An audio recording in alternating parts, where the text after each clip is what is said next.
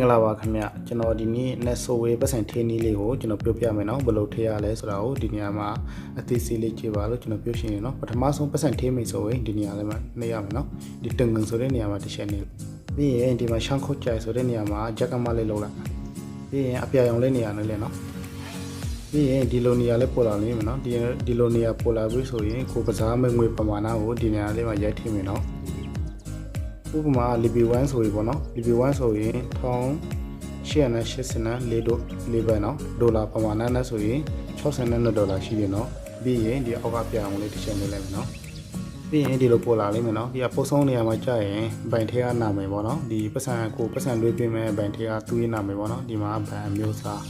ဒီမှာဘိုင်နံပါတ်နော်ဒီဘိုင်နံပါတ်ထဲကလွှဲရမယ်နော်ပတ်စံ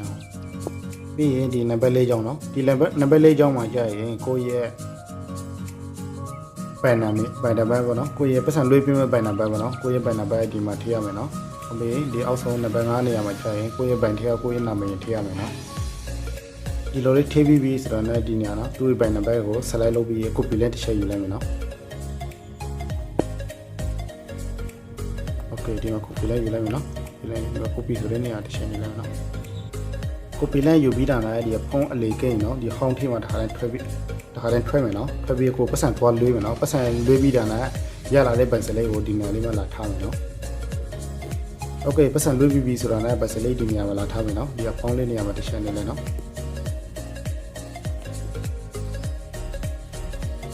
ဒီလိုပုံလေးပို့လာမယ်ဒီလိုပုံစံဒီနေရာလေး